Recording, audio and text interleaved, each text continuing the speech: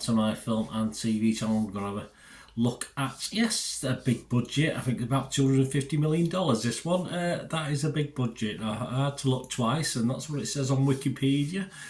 Not always correct, but it seems a hell of a lot of money. But we're talking the Marvel MCU, we're talking the Marvel universe, so it doesn't surprise me. But anyway, we'll have a little look at something called The Marvels. Please, if you're new to the channel, push that subscribe and push the bell notification.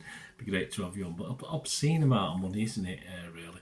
It'd be great to have you on board. Spread the word if you can, guys. If you like this film, give it a like. Give me a like. It'd be great. And give us a thumbs up just for this little review that I'm going to give you here. And of course, anything, let us know your comments. Anything to do with this, whether it's worth the money or anything to do with film and TV. It'd be great to hear from you. And when it needs a response, I will try to respond. I always usually do.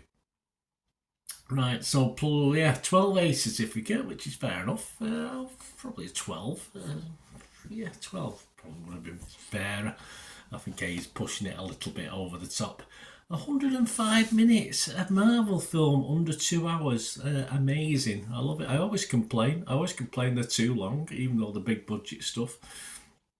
But finally, I've got one. You take out the credits. All right, you have to watch the credits because you know what Marvel like. They'll have little extra scenes on for you. But yeah, it's probably just about an hour and 35 minutes or something like that. This is that's worth a point in my book, or at least half a point anyway.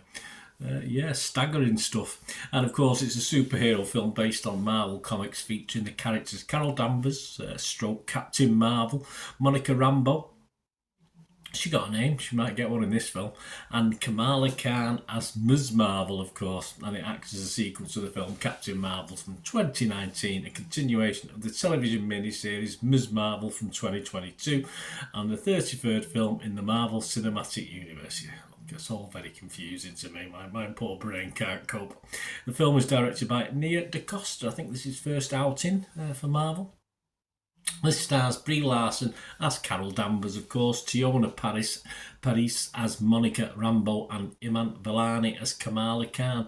We've also got Zora Ashton, Gary Lewis, Park Seon-joon, Zenobia Shroff, Mohan Kapoor, Sagar Sheikh, and of course, yes, he's here, he's in it. The light-heartedness in any Marvel Cinematic Universe film. Samuel L. Jackson, of course, is in it.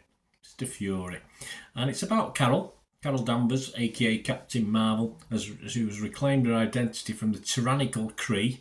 Yes, I have to remember what's going on in other films, and I forget, I'll be honest with you. And taking revenge on them. I'm not going to watch the other 32 just to catch up.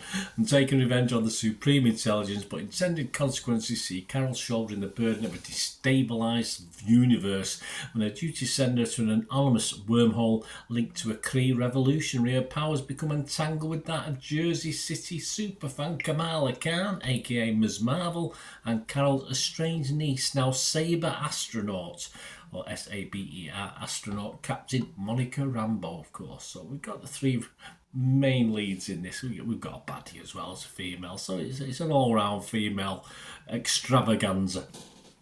This was released in the United States on the November the 10th and worldwide generally in and around that date. Might be some special screenings as part of Phase 5 of MCU. And this recording is being done on November the 10th, 2023. So I was very, very lucky to get a look at this one.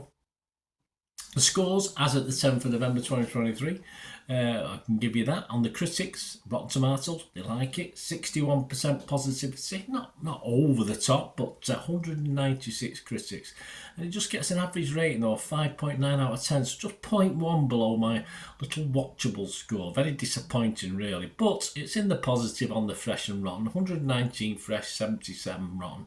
And the consensus says, funny, refreshingly brief, yes. Here to that, and elevated by the chemistry of its three leads. Yes, The Marvels is easy to enjoy in the moment despite its cluttered story and jumbled tonal shifts. Yeah, it's a bit chaotic at times. Let's be fair.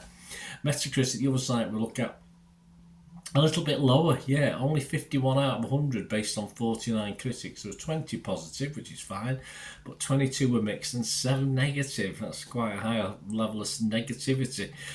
My two favourite film magazines here in the UK, Empire and Total Film. Well, Empire's Helen O'Hara sort of liked it. She gave it 60. She said it might not have the overwhelming impact of an Endgame or even a Guardians 3, but this is the MCU back on fast, funny form.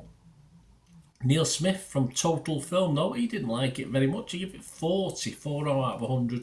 He said Marvel's woes won't be solved by a disjointed mini Avengers. It doesn't make a great deal of sense, but the cats are flirking great. They certainly are. If you like cats, you're sorted in this one. What about the public? Well, the public seem to like it. Rotten Tomatoes audience, 85%, 4.2 out of 5. So that's not too bad, is it? That's all well and good.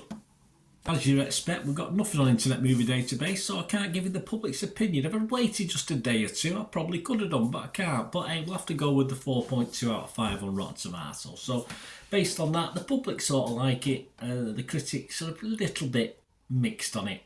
Bernard, me, let's have a look at what I think. Well, I'm a member of the public, and I'm going with the public. As the case, Fury's small elements generally supply the humour. Khan, of course, supplies the cuteness, so it does wear thin sometimes. And for me, Captain Marvel, well, she supplies, let me say watchability. Yeah, but well done, Marvel. I have to reiterate, a film under 2 hours, and that's all good for me. That's worth half a point. As well as Captain Marvel, all 3 female leads, of course, supply the entertainment and chemistry to perhaps take this slightly above the ordinary for me. There's a childish quality to it, which does mean a bit more fun than perhaps sometimes. We get a lot of fun with Marvel, of course we do. They play it for laughs, of course they do. But I just get a little bit childlike with this. Even the Musical Planet, where everything is sung, all right, we're not on it for long, about 5 or 10 minutes at tops. But I'll take it. It made me smile throughout that element of the film.